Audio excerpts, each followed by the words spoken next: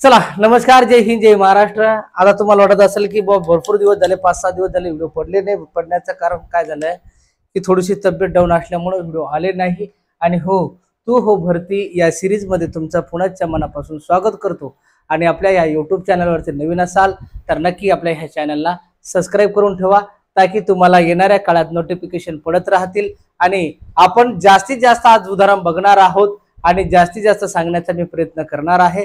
चला जास्त वेळ न घालता आपण चालू विषयाला सुरुवात करूया। पहिला प्रश्न तुम्हाला अशा लेव्हलचा विचारला तर याला नेमकी आपल्याला सोडवायचं कसं, आपण लाईव्ह सेक्शन सारखं आपण याच्यामध्ये चर्चा करणार आहोत। पण याला सोडवत असताना पहा, 10% हायड्रॉलिक ऍसिडच्या 40% ग्रॅम द्रावणामध्ये 15% हायड्रोक्लोरिक ऍसिड जर तुम्हाला प्रश्न विचारला तर सोडवायचं कसं बघा। 10% काय सांगितलं की हायड्रोलिक ऍसिडचे 40 ग्रॅम द्रावणामध्ये 15% हायड्रोक्लोरिक ऍसिडचे 60 ग्रॅम द्रावण मिसळले तर द्रावणात हायड्रोक्लोरिक ऍसिडचे शेकडा प्रमाण किती असेल, असा तुम्हाला जर प्रश्न केला, याला नेमकी सोडवायचं कसं पहा, लक्ष द्या। सोप्या आणि सरळ भाषेमध्ये तुम्हाला सांगतो आणि सोडवत असताना जी काळजी घ्यायची ती बघा कशी। याच्यामध्ये 10% हायड्रोक्लोरिक ऍसिड सांगितलं म्हणजेच हे 40 ग्रॅमचे 10% काढून घ्यायचे, म्हणजे तुमचं उत्तर निघून जाईल। म्हणजेच कसा, 40%चे 10% जर तुम्ही काढले, टक्के हा संबंध आला तर छेदाला नेहमी काय करायचं, छेदाला नेहमी 100 ठेवायचं, म्हणजे तुमचा मार्क जाणार नाही। 0-0 कटले, 0-0 कटले आणि 4 जसेच्या तसे। याचा अर्थ 4 म्हणजे 10 म्हणजे 4 लिटर काय झालं त्याच्यामध्ये ते प्रमाण झालेला आहे। त्याचबरोबर नंतर 60 ग्रॅम सांगितलं तर 60 ग्रॅमचे किती टक्के काढणार, पुन्हा 15% काढणार, छेदाला किती 100। 0 कटलं 0 कटलं, 5 त्रिक 15, 5 दोन्ही 10, 2 1 2, 2 त्रिक 6, 3 त्रिक 9। 9 लिटर ह्या 60 ग्रॅम सॉरी 9 ग्रॅम ह्या 60 ग्रॅम मध्ये काय आहे ते ऍसिडचे प्रमाण आहे। आता सांगितलं काय की द्रावण मिसळले तर त्या द्रावण हायड्रोक्लोरिक ऍसिडचे शेकडा प्रमाण किती। आता मिसळायचं म्हणलं तर 40 ग्रॅम आणि 60 ग्रॅम आपण काय करणार याच्यामध्ये एकत्रित करणार, म्हणजे हा जो 60 ग्रॅम आहे आणि 40 ग्रॅम एकत्रित जर आपण केला तर तो बनणार 100 ग्रॅम। आणि एकत्रित किती आहे, ही किती ग्रॅम आहे 13 ग्रॅम, म्हणजेच या किती ग्रॅम काढणार 13 ग्रॅम, छेदाला शेकडा प्रमाण म्हटलं, छेदाला काय करणार 100 कटले, म्हणजे 13% तुमचं काय असणार आहे उत्तर असणार आहे। पहा प्रश्न तुम्हाला मिश्रणावर विचारला जातो, म्हणजे विचारला जातो, आलं लक्षात। चला समोरच्या प्रश्नावर चालला जाऊ। बघा, एक माणूस त्याचे मासिक उत्पन्नापैकी 88% पैसे खर्च करून 88% इथं लक्षात घ्या, 88% पैसे खर्च करून रुपये 108 ची बचत करतो, तर त्याचे एकूण मासिक उत्पन्न किती, असा आपल्याला प्रश्न केला। तुम्हाला सांगतो की तुलनामध्ये चालायचं अशा प्रश्नामध्ये। आता तुलना जर म्हणलं तर हा व्यक्ती आहे, हा कोण आहे, हा व्यक्ती आहे, आणि या व्यक्तीनं काय केलं की त्याच्या मासिक उत्पन्नापैकी 88% पैसे काय केले, खर्च केले। आता याच्यात या व्यक्तीची दोन तुलना आहे, एक तुमच्या खर्चाची तुलना आहे आणि दुसरी तुमच्या बचतची तुलना आहे।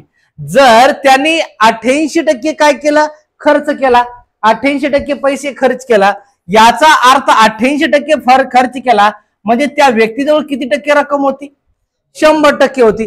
जर 100च्या तुलनेत 88% तो खर्च करतो, याचा अर्थ तो बचत किती करतो, तो बचत करतो 12%। ज्या वेळेस 88% खर्च करतो, 12% बचत करतो, याचा अर्थ 108 रुपयाची तो काय करतो, बचत करतो। कोणाच्या तुलनेत, याच्या तुलनेत, म्हणजे किती रुपये 108 रुपये। तर आता टक्के खाली टक्के काढणार, म्हणजे 100%ला किती, याचा करणार तुम्ही काय करायचा, नेहमी सांगतो याचा तिरपा गुणाकार करायचा, म्हणजे तुमचा मार्क जाणार नाही। म्हणजे 100 गुणाकाराला 108 छेदाला 12, 12 1 12, 12 नम 108, म्हणजे याचा अर्थ तुमचा उत्तर असणार आहे 900। पर्यायामध्ये 900 उत्तर आहे का ते चेक करायचा, म्हणजे तेच तुमचं काय असणार आहे उत्तर असणार आहे। समजत असेल, अपेक्षा करतो समजत असेल। पहा, खर्च पहिले पाहायचा, त्या तुलनेत चालायचं, 100% तुम्हाला काय होईल समजण्याचा प्रयत्न होईल असाच प्रश्न म्हणजे भविष्यामध्ये आपण अशा ट्रिक मध्ये काय करणार आहोत, शिकणार आहोत. म्हणून त्याचा सार म्हणून मी काय केलं, याच्यामध्ये घेण्याचा प्रयत्न केलेला आहे. समजून राहिलं? चलायचं समोर. चला, जर नाही कळालं तर पुन्हा एकदा व्हिडिओ पाहून घ्यायचा, म्हणजे तुम्हाला काय होईल, परत परत जास्तीत जास्त समजेल. बघा, जर अ चे मासिक उत्पन्न ब पेक्षा 25% अधिक असून ब चे उत्पन्न 400 रुपये असेल तर अ चे उत्पन्न काय असेल, याच्यात तुलना चालायची. मग आता तुम्ही म्हणसाल की नेमकी आता ही तुलना कोणत्या पद्धतीत चालायची ती पहा आणि लक्ष द्या. समजून घेत असताना थोडीशी काळजी घ्यायची. जिथं तुम्हाला सांगितलं हे अ चा प्रमाण आहे आणि हा ब चा उत्पन्न आहे. आता या दोघांचं मासिक उत्पन्न आहे, ब पेक्षा अ काय आहे पहा, ब पेक्षा म्हणजे ब पेक्षा 25% अधिक असून अ चे मासिक उत्पन्न कोणापेक्षा, म्हणजे यांच्यामध्ये तुलना किती टक्क्याची होती, 100% होती. याचा अर्थ ब पेक्षा म्हणजे ब ज्या वेळेस 100 असेल त्यावेळेस 125 गुण असणार आहे. का अ चे मासिक उत्पन्न ब पेक्षा 25% अधिक आहे. याचा अर्थ 100च्या तुलनेत 125% तुम्ही काय करायचं, लिहून घ्यायचं. आता तुम्हाला काय सांगितलं, अधिक असून ब चे उत्पन्न 400 रुपये आहे, म्हणजे ब च्या उत्पन्न खाली उत्पन्न त्याचं काय करून द्यायचं, ठेवून घ्यायचं, म्हणजे तुमचा मार्क जाणार नाही. म्हणजे याच्या खाली तुम्ही काय करणार, हे 400 लिहून ठेवणार आणि तिला एक्स. तुम्हाला सांगतो माहिती, सगळ्यात सोप्या ट्रिक मधून तुम्हाला शिकवण्याचा मी प्रयत्न करत आहे. व्हिडिओ जर आवडत असेल तर नक्की एक लाईक आणि मित्रापर्यंत शेअर करून ठेवा, ताकी त्याचाही फायदा झाला पाहिजे. यांचा तिरपा गुणाकार केला 125 गुणिला 400. आता मला सांगा, ज्याच्यासोबत एक्स आहे तो पद कुठं टाकायचा, छेदाला टाकायचा. म्हणजे तुम्ही छेदाला जर टाकलं तर 2 0 2 0 कटले. लक्षात घ्या, 4 पंचे 20 0 हातचे आले, 2 4 2 8 आणि 2 10 0 हातचे आले, 1 4 1 4 आणि 4 आणि 1 5. यानी याचा अर्थ तुमचा उत्तर काय असणार आहे, 500. म्हणजे कोणाचा वाटा, अ चा वाटा. म्हणून अ चा वाटा किती असणार आहे, 500 रुपये. सोप्या आणि सरळ भाषा सांगून राहिलो. म्हणजे असाच जर तुम्ही पद मांडला आणि तुलनेत जर तुम्ही पद मांडत गेले तर नक्की सांगतो तुमचा काय होईल, फायदा होईल. नक्की सांगतो फायदाच होईल. एका उमेदवाराला परीक्षा पास होण्यासाठी, लक्ष द्या, हे सार आहे. पुढे बी हेच उदाहरण भेटणार, कारण आपला बेसिक पासून सुरुवात होणार आहे आणि त्या बेसिक पासून शेवटपर्यंत एक ट्रेलर म्हणून आपण एक सार म्हणून असं उदाहरण घेणार आणि याला जास्तीत जास्त मोठ्या घटकेमध्ये सोडण्याची आवश्यकता नाही. याला तुमच्या भाषेमध्ये सोडवायचं, नेमकी कोणत्या पद्धतीमध्ये तुम्हाला सोडवता येईल याच्यासाठी तुम्ही काय करायचं, लक्षात घ्यायचं. बघा, एका उमेदवाराला परीक्षा पास होण्यासाठी लक्षात घ्या 35% गुणाची आवश्यकता आहे. पण समजून घेताना तुम्हाला सांगतो, च्यापेक्षा जास्त, च्यापेक्षा कमी किंवा आवश्यक गुण, च्या सोबत गुणाकाराला नेहमी 100 ठेवायचं, म्हणजे मार्क तुमचा जाणार नाही. म्हणजेच कसा, एक उमेदवाराला परीक्षा पास होण्यासाठी 35% गुणाची आवश्यकता होती. किती, 35%. ज्या वेळेस या उमेदवाराला 35% गुण मिळाले त्यावेळेस हा उमेदवार काय होईल, पास होईल. पण त्या भाऊला 210 गुण मिळाले, त्यामुळे तो 35 गुणांनी काय झाला, नापास झाला. म्हणजे कमी पडून तो काय झाला, नापास झाला. तर परीक्षा किती गुणाची होती असा प्रश्न जर तुम्हाला केला तर सरळ आणि सोप्या भाषेत सांगतो दादा, ज्या वेळेस त्याला 35% मार्क मिळाले असते भाऊ पास झाला असता, पण भाऊला भेटले किती, 210, तर तो नापास झाला. किती गुणांनी, 35 गुण कमी पडल्यामुळे. मग जर 35 गुण याच्यात टाकले असते तर भाऊला मिळाले असते 245 गुण. किती मिळाले असते, 245 गुण. याचा अर्थ 245 गुण मिळाले असते तर भाऊ काय झाला असता, पास झाला असता. मग आता पास झाला, च्यापेक्षा जास्त, च्यापेक्षा कमी असा संबंध आला तर गुणाकाराला त्या पदासोबत किती टाकायचं, गुणाकाराला 100 टाकायचं. 245 गुणाकाराला 100, छेदाला आवश्यक टक्के किती होते, 35. चला 5 5 7 35, 5 चुक 20. आता हे 4 आहे, एकत्र 45 झाले, 5 नम 45, 7 1 7, 7 7 49, 100 गुणिला 7 म्हणजे किती असणार आहे, 700. याचा अर्थ ही परीक्षा 700 गुणाची होती. समजलं? म्हणजे अशाच पद्धतीमध्ये तुम्हाला समोर पाहायला भेटणार आहे. हा त्या व्हिडिओचा किंवा हा तो टॉपिकचा किंवा हा त्या गणिताचा एक सार म्हणून घेतलेला आहे. म्हणजे तुम्हाला कळेल की नाही की सर्वच हे ट्रिकनं शिकवणार आहे. म्हणून ट्रिक शिकण्यासाठी लगेच आपल्या ह्या पेजला काय करून घ्या, सबस्क्राईब करून घ्या आणि आपल्या सिरीजला जुळत राहा. पहा समोरचा प्रश्न. आता हा प्रश्न सोडवत असताना दिसायला जरीही मोठा असेल पण याला आपण कमी क्षमतेमध्ये आणि कमी वेळेमध्ये कसं सोडवता येईल ते लक्षात घ्या. पहा अ ब आणि क मांडून घ्यायचं. अ ब आणि क हे मांडून घेतले आपण. आता हे मांडल्याच्या नंतर एक कुरण 42 रुपये 18 खंडाने 16 ते 18 खंडाने 4200 रुपयाला त्यांनी काय केलं, खंडन घेतले. 10 बैल ब पा अ ने 10 बैल, ब ने 20 गायी आणि क ने 50 मेंढ्या ठेवल्या.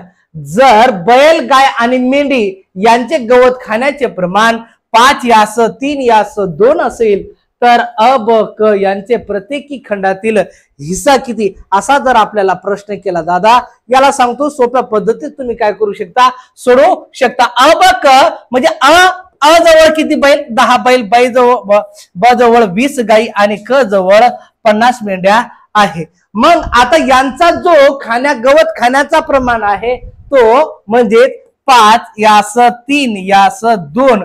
पण अ ब क याने तिघही मिळून किती रुपयात खंडणी केली होती, ती 42. एखाद्या वेळेस आपला ग्रामीण भागेमध्ये काय असतं, डोंगर एक व्यक्ती काय करतो, डोंगर घेतो की नाही घेतो आणि त्याच्यामध्ये 10-20 लोकांची ढोरं गुरं असते, अशा पद्धतीने ते खंडणी करतात. त्याच पद्धतीने ही खंडणी केलेली आहे. बघा आता 4200 रुपये त्यांनी काय केलं, अबकन या तिघांनी खंडणी केली. आता खंडणी केल्याच्या नंतर यांचा आपण काय करू, समांतर प्रमाण करून घेऊ. म्हणजे यांचा उभा गुणाकार करून घ्यायचा. म्हणजे 5 10 50, त्याचबरोबर 3 दोन्ही 6 म्हणजे 20 त्रिक 60 आणि 50 दोन्ही 100. आता पद सारखं करण्यासाठी एक तर 5 न भाग द्या किंवा 0 0 काढून घ्या. 0 0 0 कटलं. आता याच्यानंतर संक्षिप्त होतो का, नाही होत. म्हणजेच अ चा प्रमाण 5 आणि ब चा प्रमाण 6 आणि क चा प्रमाण 10. याने एकत्रित खंडणी केली ती म्हणजे किती रुपयामध्ये, 4200 रुपयामध्ये. म्हणजे 5 6 11 आणि 10 यांची बेरीज किती आली, 21. म्हणजे आता 21 1 21 21 दोन्ही 42. याचा अर्थ 200 रुपये हे त्यांचं काय झालं, जनरल किंमत झाली. आणि आता ही खंडणीमध्ये विभाग करायची आहे आणि ती खंडणीमध्ये विभाग करत असताना ही जी 200 रुपये जनरल किंमत आहे ती यांच्या सोबत आपण ठेवणार. आणि 5 दोन्ही 10, 2 0 जसेच्या तसे, त्याच्यानंतर 6 दोन्ही 12, 2 0 जसेच्या तसे, 10 1 10, 2 10 दोन्ही 20 जसेच्या तसे, 2 0 जसेच्या तसे. दादा 1000 आणि 2000 पहा. अने 1000, ब ने 1200 रुपयात आणि क ने काय केलं 2000 मध्ये अशी खंडणी केली. म्हणजे 1000 1200 आणि 2000 अशा प्रकारात अ ब क ने काय केली, खंडणी केलेली आहे. म्हणून 1000 3000 4000 आणि वरचे 200 असे 4200 रुपयात त्यांनी खंडणी केली. आणि अ ब क च वैयक्तिक खंडणी काय आली, 1000 1200 आणि 2000. समजला असेल. अपेक्षा करतो समोरच्या व्हिडिओमध्ये आपण त्याचं विश्लेषण परत करून घेऊ. चला. नंतर सुरेश नरेश यांचे एका धंद्यातील भांडवलचे प्रमाण. कोण, सुरेश नरेश मांडून घ्यायचा. सुरेश नरेश धंद्यातील भांडवलचे प्रमाण, हा भांडवलचा प्रमाण आणि त्याच्यानंतर मुदतीचे प्रमाण. मुदतीचे प्रमाण, भांडवलचे प्रमाण किती होते, 9 यास 11, त्याच्यानंतर डबल यास 11 यास 12 होते. त्यांच्या नफ्यातील फरक 540 रुपये असेल तर एकूण आपल्याला काय सांगितलं, एकूण नफा किती, असा प्रश्न केला. दादा ह्यो नफ्यातील फरक आहे. मग प्रमाण सारखं करण्यासाठी हा डबल यास म्हणजे बराबरीत पद असणार आहे आणि दुसरा पद काय होणार, व्यस्त होऊन गुणाकार होणार. ते न करता 11 11 काय करून घ्यायचे, कट करून घ्यायचे. 9 यास 12, पुन्हा 12 9 यास 12 हे काय करायचं, संक्षिप्त करून घ्यायचं. म्हणजे तुमचा मार्क जाणार नाही. म्हणजे 3 त्रिक 9, 3 चुक 12. आता लक्षात घ्या, आता 3 यास 4 हा त्यांचा काय झाला, नफ्याचा गुणोत्तर झाला. आता सांगितलं काय, आपल्याला नफ्यातील गुणोत्तराचा फरक 540 रुपये, म्हणजे या दोन गुणोत्तराचा फरक काढून घ्यायचा, मार्क जाणार नाही.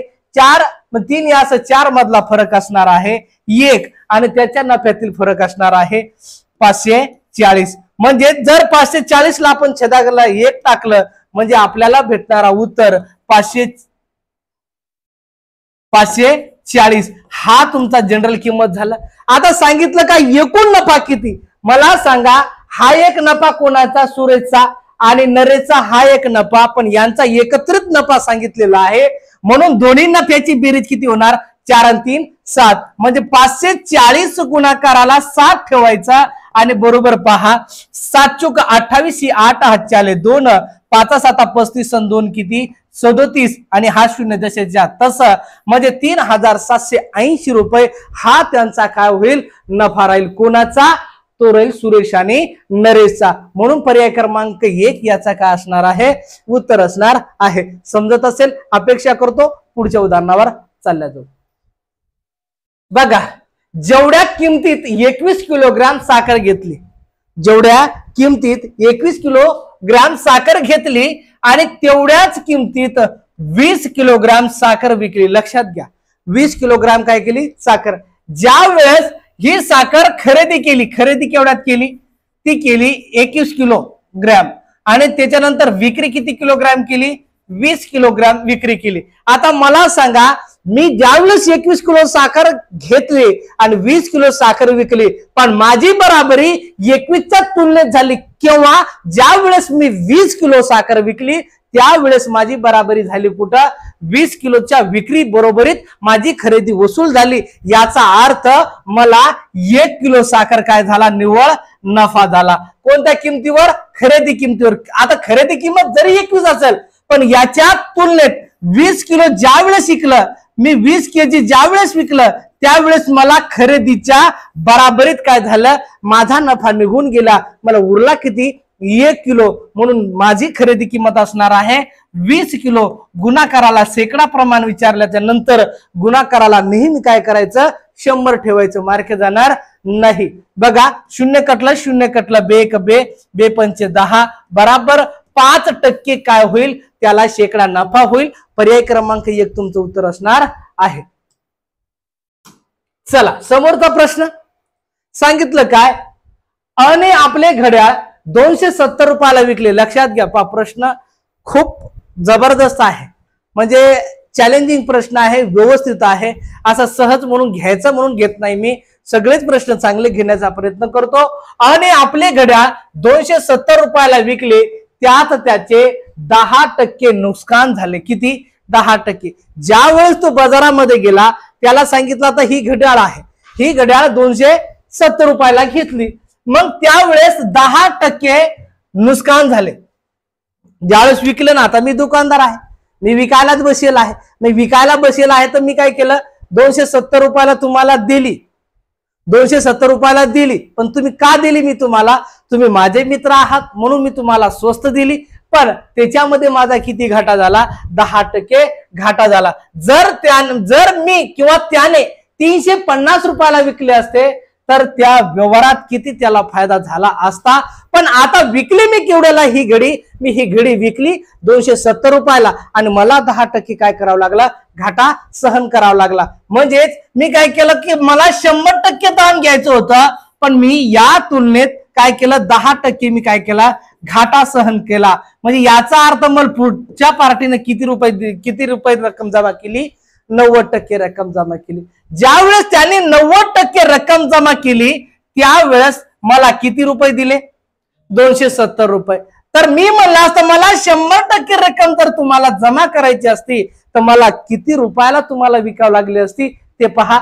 लक्षात घ्या, 100 गुणिला 270. आता ज्याच्या सोबत x आहे तिरपा गुणाकार करून तो छेदाला घेणार आणि हा 0 कटणार, हा 0 कटणार, 9 1 9 9 27. 100 गुणिला 3 बराबर किती, 300. म्हणजे माझी घड्याळाची खरेदी किंमत ही 300 रुपये होती. किती रुपये होती, हे 300 रुपये होते, ध्यानात घ्या. माझी घड्याळ 300 रुपयाची होती. जर मी ती घड्याळ तुम्हाला 350 रुपयाला विकली असती तर मला किती रुपये नफा झाला असता? माझी घड्याळ किती रुपयाची होती खरेदी किंमत, आणि मला 350 रुपयाला विकायची होती. याचा अर्थ मला किती रुपये नफा झाला असता? 50 रुपये. म्हणून त्या व्यक्तीला फायदा झाला असता. किती रुपये? 50 रुपये फायदा झाला असता. समजत असेल? अपेक्षा करतो असेच नवीन नवीन व्हिडिओ पाहण्यासाठी आपल्या चॅनलला सबस्क्राईब करून ठेवा. पहा, आता हा प्रश्न तुमच्यासाठी सोप्या सरळ भाषेत सांगतो दादा, समजून घ्यायचं. जर समजत नसेल तरीही समजून घ्यायचं. पहा, सोप्या पद्धतीत सांगतो. जर समजा अशा लेवलचा प्रश्न तुम्हाला परीक्षेला विचारला तर याला नेमकी सोडवायचं कसं ते पहा. सोडवत असताना काही रकमेवरील 2 वर्षाचे सरळ व्याज, काही रकमेवरील 2 वर्षाचे सरळ व्याज 150 रुपये आहे आणि त्याच दराने 2 वर्षाचे चक्रवाढ व्याज 153 रुपये आहे. तर व्याजाचा दर किती? बाबा, अशी सोपी पद्धत सांगतो की जी तुझ्या डोक्यातून जाणार नाही तीच पद्धत. फक्त 2 तुलना लिहून घ्यायची भाऊ. एक सरळ व्याज आणि दुसरी तुलना लिहून घ्यायची चक्रवाढ व्याज. आता लक्षात घ्या, सरळ व्याज किती होती? 150 आणि चक्रवाढ व्याज होती 153. आता लक्षात घ्या, आता तुलनेत चला. हो, तुलनेत चला. मग तुलनेत चलायचं का? च्यापेक्षा जास्त च्यापेक्षा कमी. गुणाकारात किती ठेवणार तुम्ही?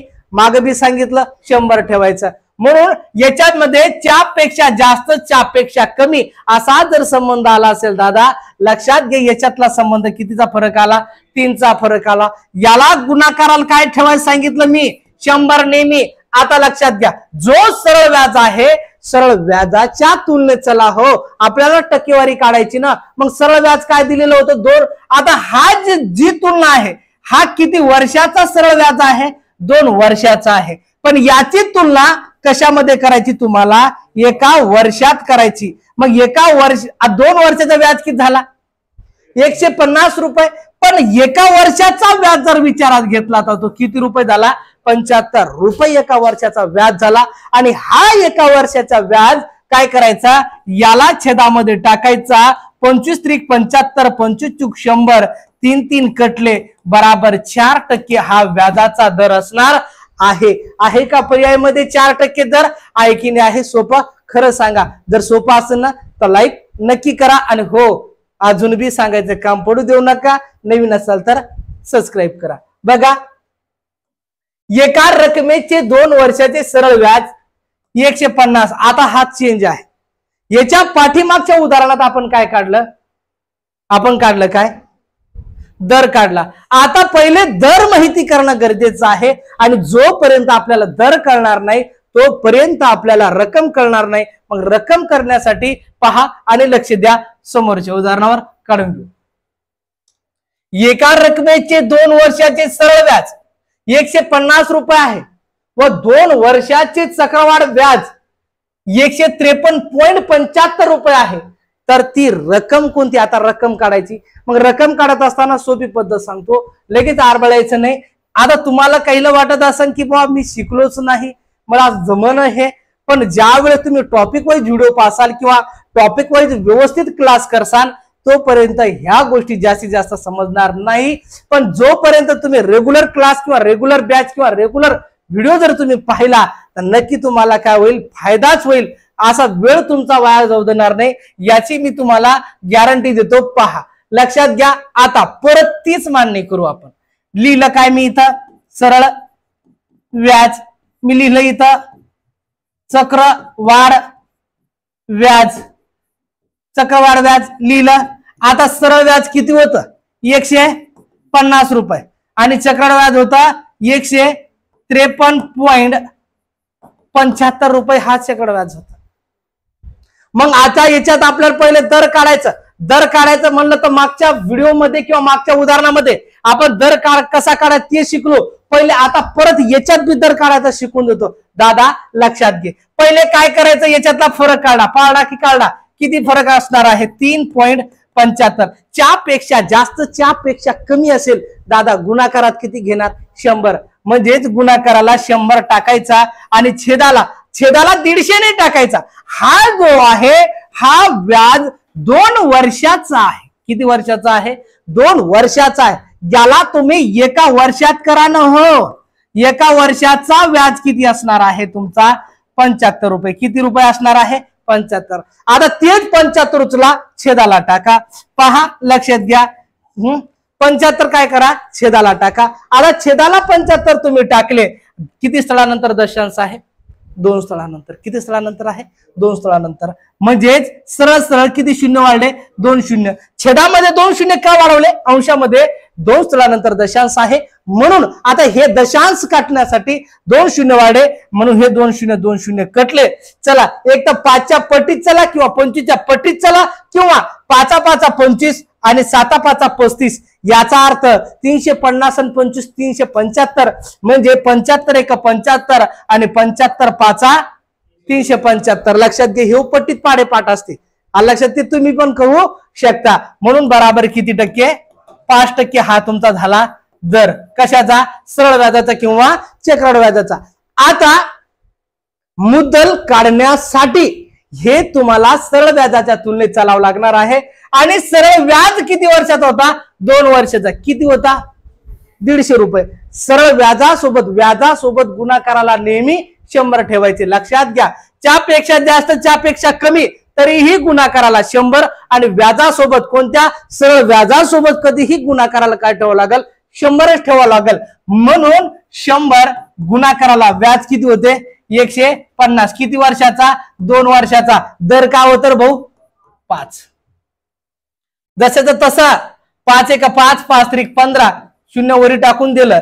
2 1 2 2 5 10 5 3 किती 15 शून्य किती आहे 2. म्हणजे 1500 रुपये हा तुमचा असणार आहे मुद्दल आहे की नाही आहे. सोप्या ट्रिक खरं सांगा समजत असेल. अपेक्षा करतो समोरच्या प्रश्नावर चालल्या जाऊ. मालविकाचे वय नैनाच्या म्हणजे 7/8 दोघींच्या वयाची बेरीज 45 वर्ष होते. 3 वर्षापूर्वी नैनाची किती वर्षाची असेल. दादा याला एक्स आणि वाय मांडायचंच काम नाही. लक्षात घ्या ही आता ही कोण ही मालविक आणि ही नैना. आता ह्या नैना मांडल्या. आता हा जो प्रमाण आहे ना 7 या 7 छेदाला 8 याला प्रमाणात करून घ्या.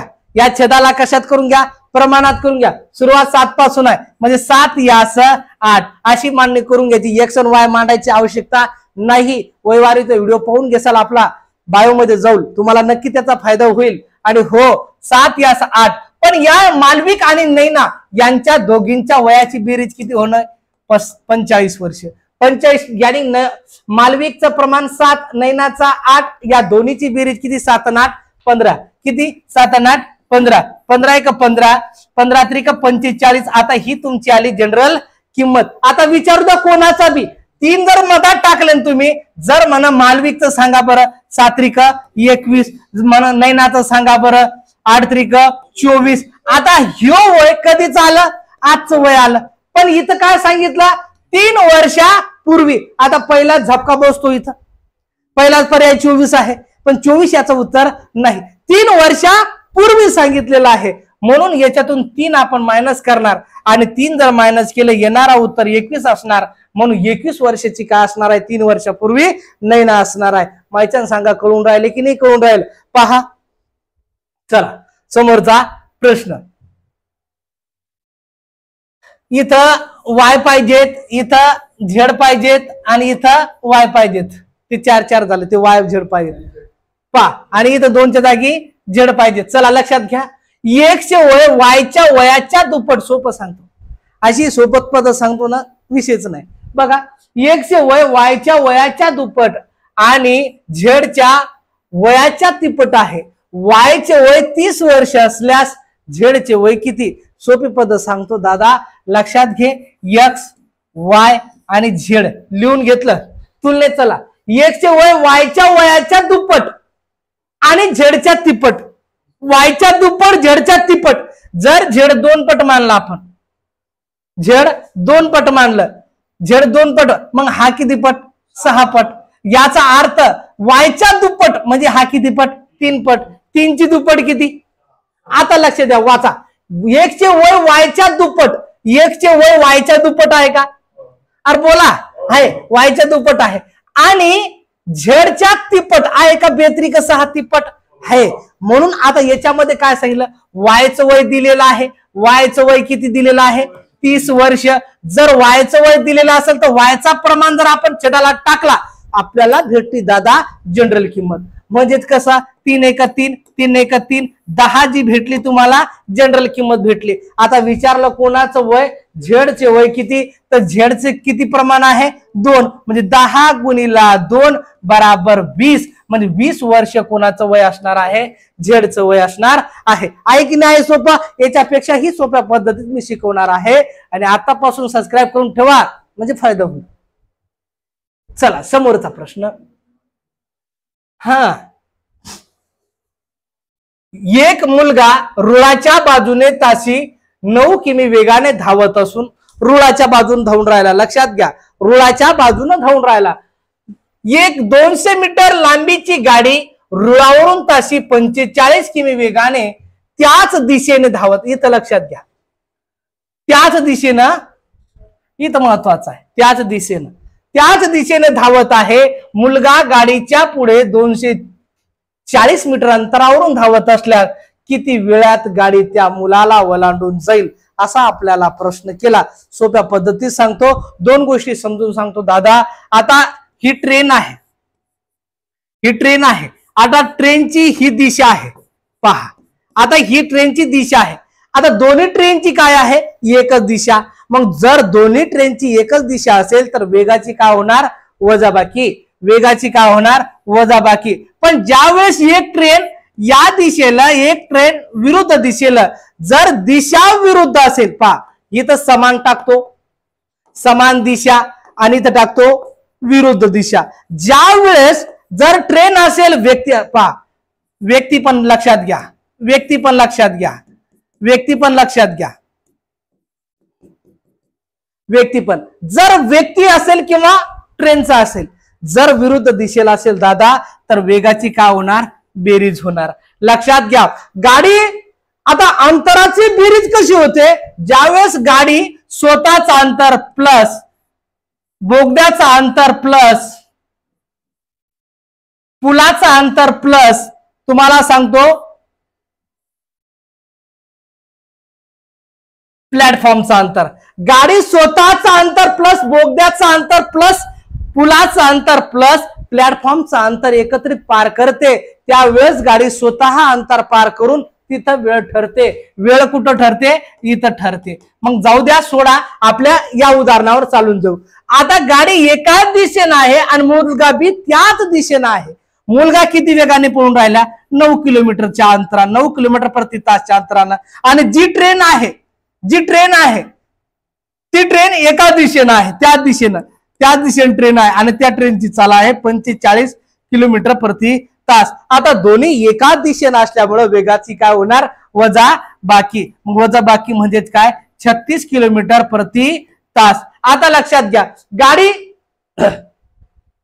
120 मीटर लांबीची गाडी त्या रुळावरून धावते आणि 240 मीटर पुढे पोरगा पळलेला आहे. म्हणजे पोराला कव्हर करून, म्हणजे 240 मीटर प्लस 120 मीटर अंतर पार करणार आणि नंतर ती गाडी त्या पोराला काय होणार?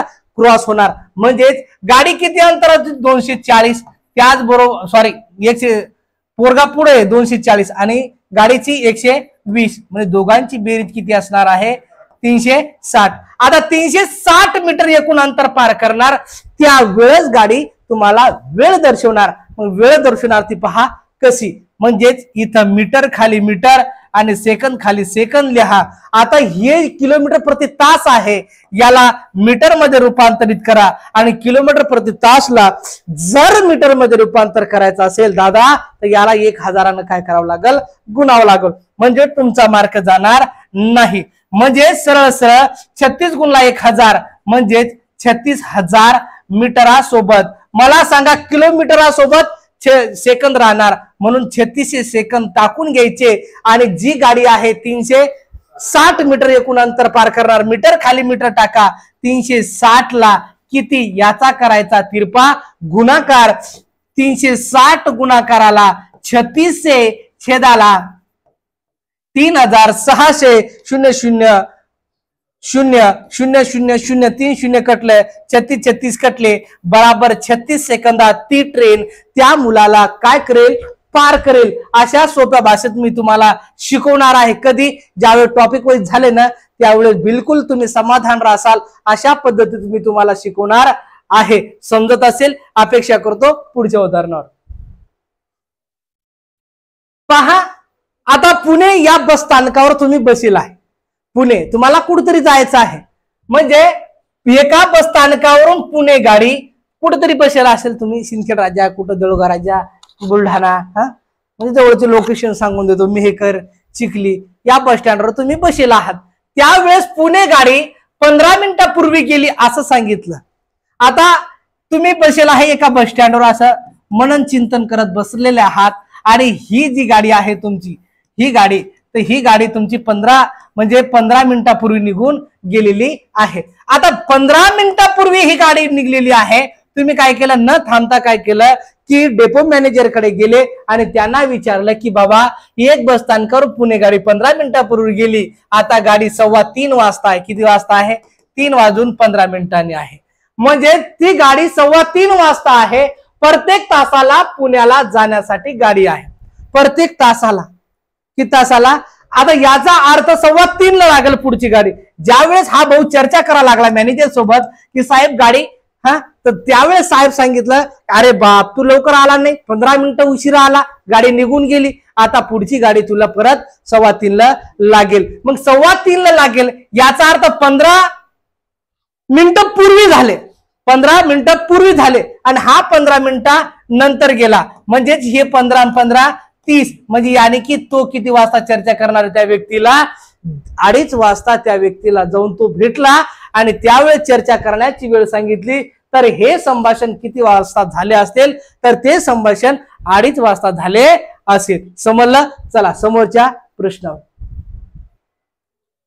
40 माणसे 30 खड्डे 60 दिवसात खोदतात, तर 20 माणसे 15 खड्डे किती दिवसात खोदतील? हे डोळ्यांनी प्रश्न सुटणार आहे. म्हणजे याला क्रिया करायची काम नाही. बरं 40 तर माणसे किती? 20च, 30 तर 15, निमपट झाले ना, निमपट झाले.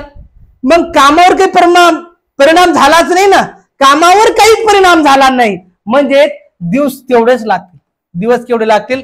तेवढेच लागतील. म्हणून कामावर काही परिणाम झाला नाही, माणसं वाढले नाही. बरं माणसं कमी झाले पण खड्डे बी कमी झाले, म्हणून दिवस तेवढेच लागणार. म्हणजे एकाच्या रेशोला जेवढे दिवस लागतील तेवढे यांच्याच वाट्याला तेवढ्या रेशोचा काम येणार आहे. समजून राहिला? चला. एक वाहनाचा 150 किमी अंतर तोडण्यासाठी जाताना वेग 10 किमी होता, त्याचा परतीचा वेग 15 किमी होता, तर वाहनाचा एकूण प्रवासाचा सरासरी वेग किती? सरासरी हा संबंध जर आला दादा, याला सोडवायचं कसं बघा. आता सरासरी हा संबंध आला, कोणता? सरासरी. लक्षात घ्या, सरासरी असा घटक सोडत असताना घ्यावयाची काळजी ती पहा कशी. आता 150 याला सोडा, पण जाताना आणि येताना असे 2दा प्रवास झाला. किती झाला? 2दा. जाणारा प्रवास 1, येणारा प्रवास 1, जाणारा 10चा, येणारा 15चा आहे. म्हणून सरासरी हा संबंध ठेवला. 2 वेळेस गाडीनी तुलना केली म्हणजे 10 गुणाकाराला 15 ठेवायचं आणि छेदाला 10 आणि 15 दोन्ही वेगाची बेरीज करायची. 10 आणि 15 किती? 25. 5 त्रिक 15, 5 5 25, 5 1 5, 5 2 10, 3 2 6, 6 2 किती? 12. म्हणजे 12 किमी सरासरी वेग असणार आहे. 12 किमी प्रति तास या गाडीचा वेग असणार आहे. समजत असेल अपेक्षा करतो. चला समोरचा प्रश्न.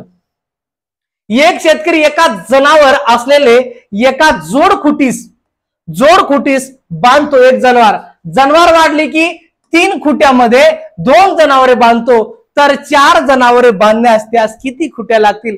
असा संबंध जर तुम्हाला विचारला, फक्त काहीच नाही, बंदा प्रश्न वाचायचा आणि शेवट फक्त लक्षात घ्यायचा, शेवट जनावरे किती आहे.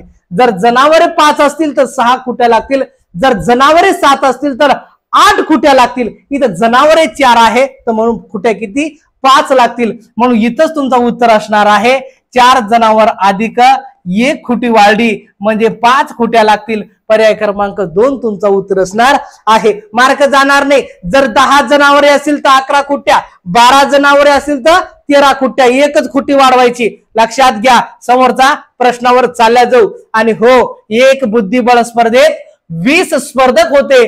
त्या स्पर्धेत हरणारा खेळाडू बाद होत होता आणि त्या स्पर्धेतील पहिल्या 2 फेऱ्यात एकूण किती खेळाडू बाद होतील असा संबंध तुम्हाला जर विचारला, सोप्या, आता हस्तांदोलन सारखं नाहीये. जर म्हटलं असतं की हस्तांदोलन 20 खेळाडूंनी प्रत्येकाशी हस्तांदोलन किती वेळा केला असेल असा प्रश्न जर तुम्हाला केला असता दादा, तर 20 गुणाकाराला च्या मागची संख्या घेतली 19 आणि छेदाला 2 बे म्हणजे तुमचा उत्तर आला असता 190 वेळेस काय झाला असता, तुमचा हस्तांदोलन झाला असता किंवा सामने झाले असते. पण हो दादा, इथं स्पर्धक आहेत 2 तुलनेत. पहा 2 तुलनेत आहे. आता स्पर्धकाचा गट आहे 20चा स्पर्धकचा. आता फाईट करायची असेल, गेम करायचा असेल, क्रिकेट खेळायचं असेल तर याच्यामध्ये आपलं नेमकी काय लागणार. याच्यामध्ये आता ह्या 10 जणात फाईट झाली, बरोबर आहे. आता या 10 मध्ये फाईट झाली, या 10 मध्ये फाईट झाली. आता कोणता तरी एक गट जिंकणार ना, 10चा एक गट जिंकणार म्हणजे हा गट जिंकला, हा झाला बाद. आता या 10 मध्ये पुन्हा फाईट होणार, पुन्हा फाईट होणार. हे 20 मध्ये झाले. या फाईट मध्ये इकडं 5 इकडं 5 पुन्हा याच्यामध्ये वाद होणार. पहिली फेरी संपली, पहिली फेरी संपली आणि ही दुसरी फेरी. आता पुन्हा याच्यामध्ये फाईट होणार, पुन्हा एक गट जिंकणार, पुन्हा एक गट जिंकणार आणि एक काय होणार, बाद होणार. आता मला सांगा, हे 10 आणि 5 नाही, याच्यात परत इकडे डिवायडेशन झाले. याचा अर्थ जिंकले किती 5, फक्त जिंकले किती 5 आणि हारणारे किती 10 आणि 5 बराबर किती 15. म्हणून 15चा गट काय झालं, पहिल्या 2 फेऱ्यात एकूण 15 खेळाडू काय झाले, बाद झाले. माझ्या सांगा, तुम्हाला आवडला असेल तर नक्की सबस्क्राईब करून ठेवा. आणि हो, पुन्हा भेटूया समोरच्या व्हिडिओमध्ये. तोपर्यंत जय हिंद, जय महाराष्ट्र. मित्रांनो, जर कोणाला PDF लागत असेल तर मी माझा नंबर देतो, त्या नंबरवरती नक्की मला हाय पाठवा आणि भाग 16 याची PDF सांगा. तर माझा नंबर 86 98 52 14 72 याच्यावरती मला हाय पाठवा आणि PDF बोलावून घ्या. तोपर्यंत तुमच्यापासून अलविदा. जय हिंद, जय महाराष्ट्र, जय भारत.